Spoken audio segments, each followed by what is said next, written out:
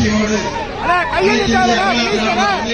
பொதுச் செயலாளர் முதலமைச்சர் போக்குவரத்துறை இணைய அண்ணன் நாளைய தமிழகத்தின் முதலமைச்சர்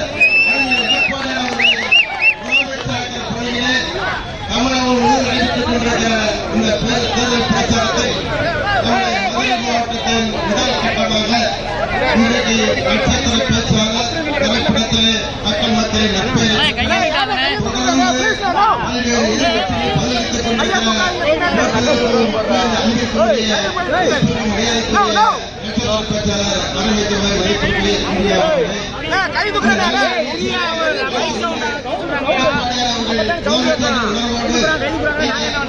மக்கள் ஆதரவை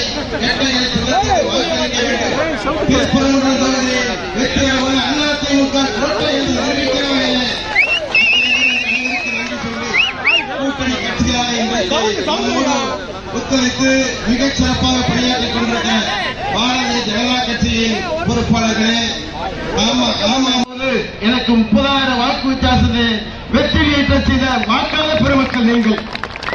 அதுவும் இறுதிக்கட்ட பிரச்சாரத்தில் இதே இடத்துல அருமை மதிப்பிற்குரிய போற்றுதலுக்குரிய மதிப்பிற்குரிய திரைப்பட நட்சத்திரம் அவர்கள் இங்கே பேசி எனக்கு வெற்றி வேட்பாளர் என்ற அன்றைக்கு அறிமுகப்படுத்தி அங்கு மிகச் சிறப்பாக பேசினார்கள். இந்த இடத்துல அதே இடத்துல மீண்டும் இன்றைக்கு பிரச்சாரத்தை தொடங்கி வைக்கிற வாய்ப்பாக இன்றைக்கு அருமையான எடப்பாடியிலே முதலமைச்சர் பணியிலே தமிழகம் சுற்றி வருகிற பணியிலே அவர் சிறப்பாக இருக்கிறார்கள். இந்த தொகுதிக்கு அனைத்து நலத்திட்டங்களையும் அனைத்தையும் செய்வதற்கான வாய்ப்புகளை ஏற்படுத்தி சட்டமன்றத்தில் பல்வேறு நம்முடைய வேண்டுகோள் விடுத்து இந்த ஜல்லிக்கட்டு நகர் மிகச்சிறந்த நகராக மாற்ற வேண்டும். அருகாமையில் இருக்கிற திருப்பரங்குன்றம் திருக்கோயில், அங்கே இருக்கிற காசி விஸ்வநாதர்களுக்கு ரோப்கார் வேண்டும் என்ற எண்ண உணர்வோடு இந்த நல்ல தொகுதியிலே வேட்பாளராக மீண்டும் அருமையான எடப்பாடியார் உங்கள் மத்தியில் அனுப்பியிருக்கிறார்.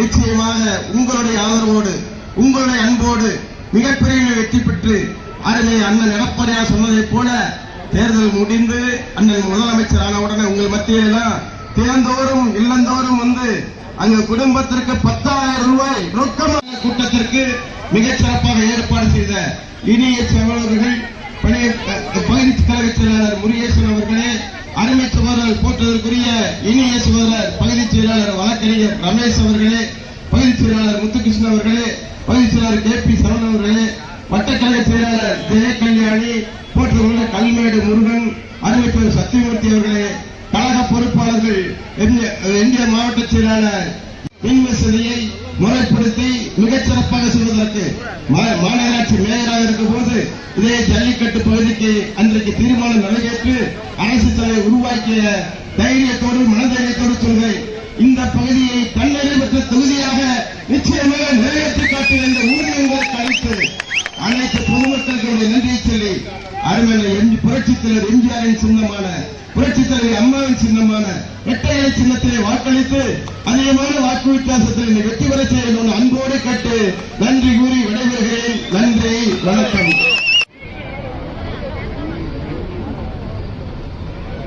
இருந்தாலும் மறைந்தாலும் பேர் சொல்ல வேண்டும், இவர் போல யார் என்று ஊர் சொல்ல வேண்டும் என்று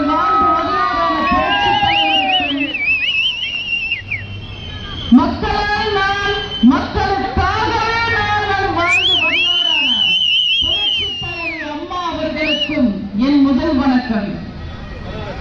கழகத்தின் தலைவர் வருங்கால முதல்வர் அண்ணன் எடப்பாடியார் அவர்களுக்கும் என் அன்பான வணக்கங்களை தெரிவிச்சுக்கிறேன். என் பேச்சை கேட்க ஆவலுடன் வருகை தந்திருக்கும் தாய்மார்களுக்கும் பெரியவர்களுக்கும் உள்ளது உள்ளபடி நல்லபடி கூறும் ஊடக நண்பர்களுக்கும் மரியாதைக்குரிய காவல்துறை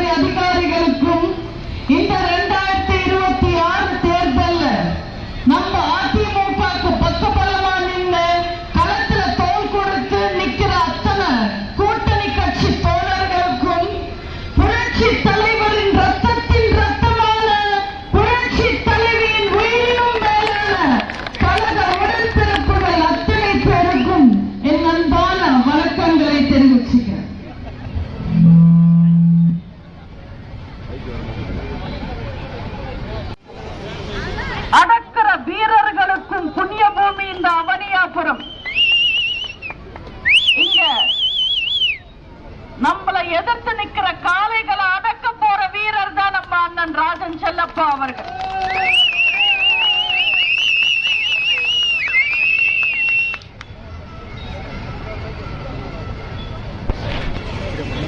திருப்பரங்குன்றத்தில் நீ சிரிச்சா முருகா திருத்தணி மலை மீது எதிரொலிக்கும். அதே திருப்பரங்குன்றத்தில் நீ கோபப்பட்டா முருகா அது செயின்ட் ஜார்ஜ் கோட்டையிலே எதிரொலிக்கும். இந்த திருட்டு திமுக காவேரி பிரச்சனைக்கு கேஸ் போடுறதில்லை, முல்லை பெரியாருக்கு கோர்ட்டுக்கு போறதில்லை, கச்சதீவுக்கு கோர்ட்டுக்கு போறதில்லை, ஈழத்தமிழன் சாகாம இருக்க கோர்ட்டுக்கு போறதில்லை, கன்னி பெண்களை கெடுத்தா நடவடிக்கை எடுக்க கோர்ட்டுக்கு போறதில்லை, ஊழல் செய்த அமைச்சர்களை எதிர்த்து கோர்ட்டுக்கு போறதில்லை, தமிழ்நாட்டில் தமிழனுக்கு எந்த கஷ்டம் வந்தாலும் அதை தீர்க்க கோர்ட்டுக்கு போறதில்லை. ஆனா திருப்பரங்குன்றம் முருகனுக்கு எதிராக கோர்ட்டுக்கு போயிருக்காங்க இந்த திருட்டு திமுக அரசு.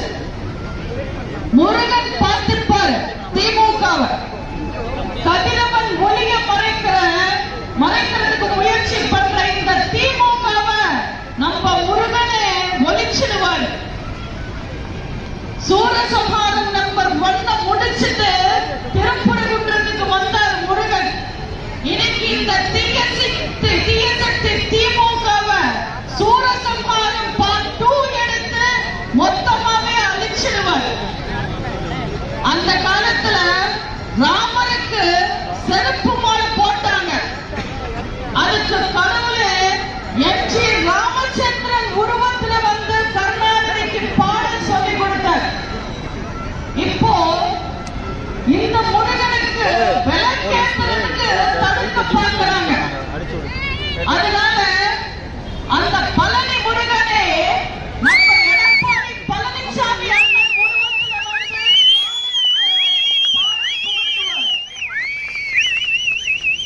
இந்த தொகுதியில நம்ம அண்ணன் எடப்பாடியாரோட ஆசையோடு எம்பெருமான் முருகனோட ஆசையோடையும் வெற்றி வேட்பாளர்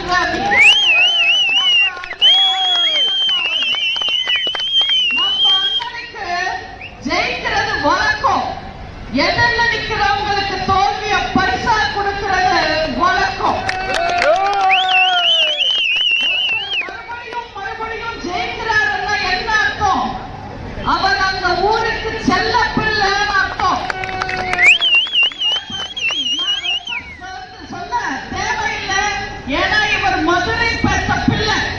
நம்ம அண்ணன் ஜெயிக்க போறது உங்க தொகுதிய தங்கம் மாதிரி மின்ன வைப்பாரு, அண்ணன் ஜெயிப்பாரு, உங்க எல்லாரையும் நல்லா பார்த்துப்பாரு. ரொம்ப ஜல்லிக்கட்டுக்கு ஃபேமஸான ஊர் இந்த ஊர். நிறைய பேர் அரசியலுக்கு வந்து புதுசா கட்சியை ஆரம்பிச்சு ஜல்லிக்கட்டு காளைகள் பத்தி எல்லாம் கதை சொல்றாங்க. ஒருத்தர் சொன்னார், வேலூர்ல ஜல்லிக்கட்டு காளை பத்தி கதை சொன்னார். அதுக்கு நானும் ஒரு கதையை யோசிச்சேன். நான் சொன்ன கதை கரெக்டா இருக்குமா இல்லையான்னு சொல்லுங்க. ஜல்லிக்கட்டு காளை ஒண்ணு 4 ரோடு ஜங்ஷன்ல நின்றுச்சு, சீறி பாஞ்சிட்டு இருந்ததா. டிராபிக் எல்லாம் ஜாம் ஆயிடுச்சு, அங்க யாரும் நடமாட முடியல. இப்ப யாராவது போய் அந்த ஜல்லிக்கட்டு காளையை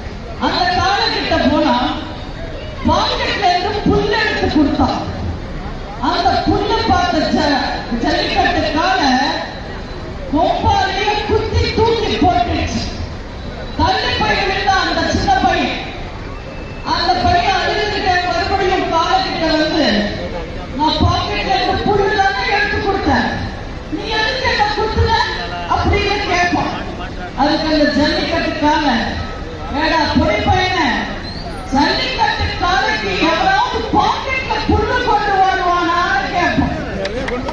இதெல்லாம் கிள்ளி விளையாடுற இடம் இல்ல, மல்லு கட்டுற இடம். பொடி பசங்க எல்லாம் தள்ளி போய் இனிமே விளையாடுங்கன்னு சொன்னாங்க.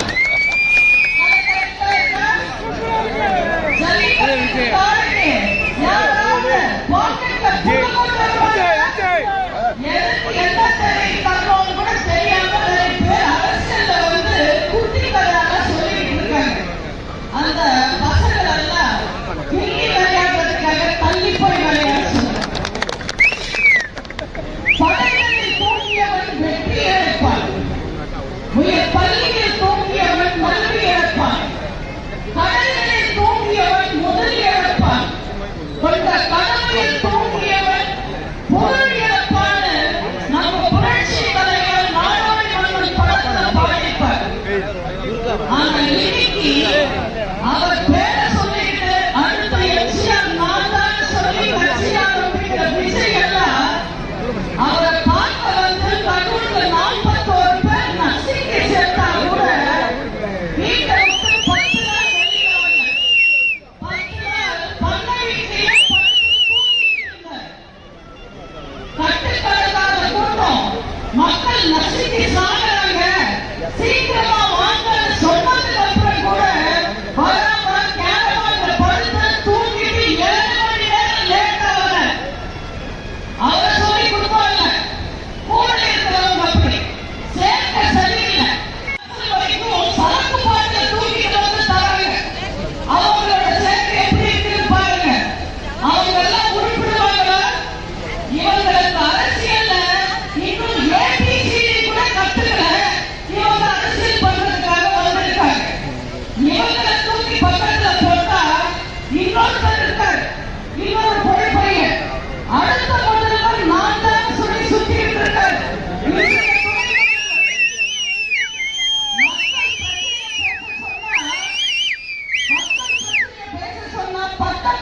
சட்டசபையில போய் தூங்கிட்டு இருக்காரு.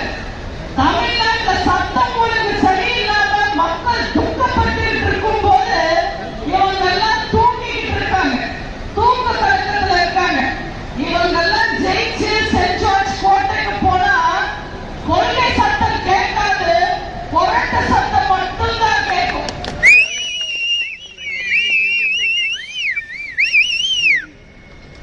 திமுக ஆட்சி கடந்த 5 வருஷத்துல தமிழ்நாட்டு மக்களுக்கு எதுவுமே செய்யாம மறுபடியும் எல்லாரையும் விளம்பரம் பேசி ஏமாற்றலாம், பொய்யான வாக்குறுதிகளை கொடுத்து ஏமாற்றலாம்னு நினைக்கிறாங்க.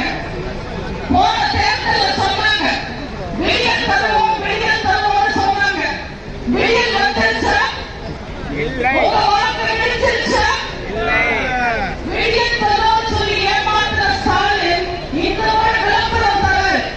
வெள்ளம் தமிழ் பெண்கள் கீதா ஜீவனோ கனிமொழியோ துர்கா ஸ்டாலினோ தமிழச்சி தங்கப்பாண்டியனோ ஜெயிச்சா பெண்கள் ஜெயிச்ச மாதிரி இல்ல.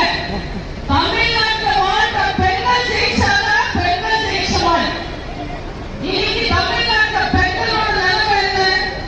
சாதாரண பெண்கள் சந்தைக்கு போக முடியல, சின்ன குழந்தைங்க ஸ்கூலுக்கு போக முடியல, வயசானவங்க வாக்கிங்க்கு போக முடியல, கல்வி பொருளுங்க கல்லூரிக்கு போக முடியல,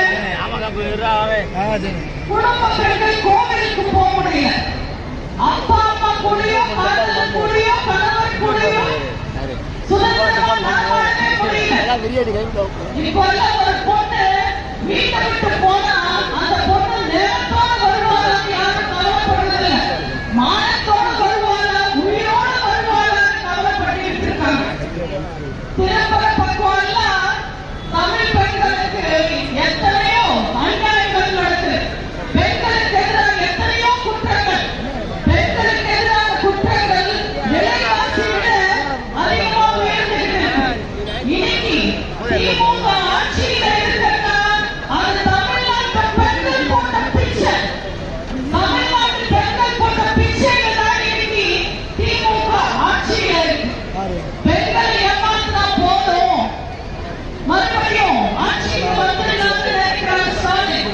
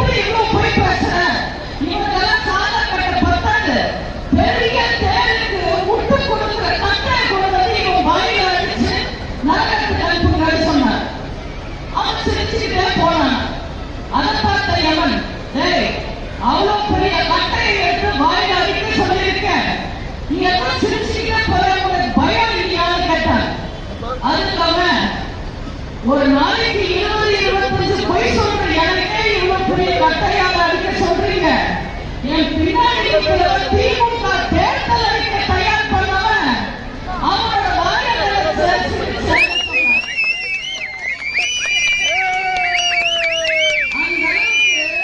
திமுக தேர்தல் அறிக்கையில இருக்கிறது எல்லாமே போய் தயவு செஞ்சு அவங்க எல்லாம் நம்பாதீங்க.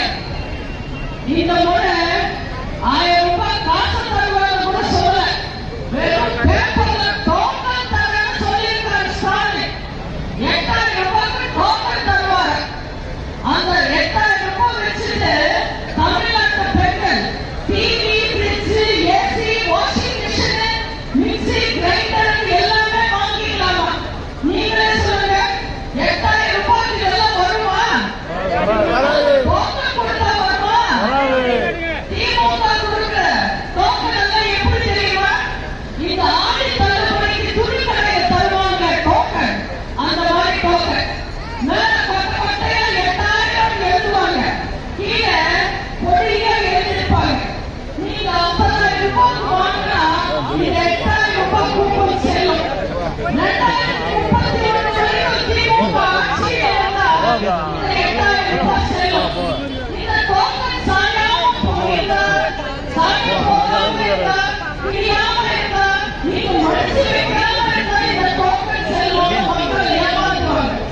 அதுக்கு மேல தகுதியானவங்களுக்கு மட்டுமே இந்த டோக்கன் தரப்படும்னு சொல்லுவாங்க. தயவு செஞ்சு திமுக வாக்குறுதிகளெல்லாம் நம்பாதீங்க. நீங்க இந்த 5 வருஷத்துல பார்த்திருக்கீங்க, ஆட்சி இருக்கோ இல்லையோ, நம்ம அண்ணன் ராஜன் செல்லப்பா அவர்கள் இங்கதான் தயார்.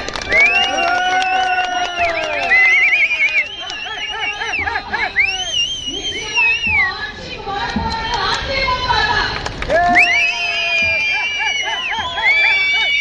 ஆட்சிக்கு வந்தவங்க இந்த திருப்பரங்குன்றம் தொகுதியை இந்த மொத்த மதுரையும் பார்த்து பொறாமைப்படுற அளவுக்கு நல்ல வளர்ச்சியோட வச்சிருப்பார். நம்ம அண்ணன் எடப்பாடி அவர்கள் உங்களுக்காக, மக்களுக்காக உங்கள் தேவைகளை அறிஞ்சு தெரிஞ்சு புரிஞ்சு எத்தனையோ திட்டங்களை கொண்டு வந்திருக்காங்க. விலையில்லா கேஸ் திட்டம், இனிமே வருஷத்துக்கு 3 சிலிண்டர் உங்க வீடு தேடி வரும். கிராமத்துல 100 நாள் வேலை திட்டம் 150 நாளாக உயர்த்தப்படும். அப்புறம் இல்லம் திட்டம், வீடு இல்லாத ஏழை மக்களுக்கு அரசாங்கமே இடம் தரும். அந்த இடத்துல வீடும் கட்டி தரப்படும். ஒற்றை வீடு உங்களுக்கு நிச்சயம். உங்களோட மகிழ்ச்சியே எங்கள் லட்சியம். வேலை இல்லாத மாணவர்கள் தவறான வழியில போயிடக்கூடாதுன்றதுக்காக கல்லூரி முடிச்சு வேலைக்காக காத்திருக்கிற மாணவர்களுக்கு மாசம் 2000 ரூபாயும், பிளஸ் 2 முடிச்சு வேலைக்காக காத்திருக்கிற மாணவர்களுக்கு 1000 ரூபாயும் வழங்கப்படும். சிறு வியாபாரிகள், நம்ம எத்தனையோ கடைகள் பார்க்கிறோம், ரோட்டோரமா பூங்கா வச்சுட்டு போய்க்கிறாங்க, இட்லி வீட்டு போய்க்கிறாங்க. இந்த சிறு வியாபாரிகளோட வாழ்க்கையில முன்னேற்றம் கொண்டு வந்ததுக்காக, அவங்க வாழ்க்கையை பாதுகாக்கணுன்றதுக்காக சிறு வியாபாரிகளின் கடன் தள்ளுபடி செய்யப்படும். பச்சை தமிழர்கள் மக்கள் எடப்பாடியார் விவசாயியின் மகன். அதனால பொங்கல் திருநாளுக்கு உங்களுக்கு சிறப்பு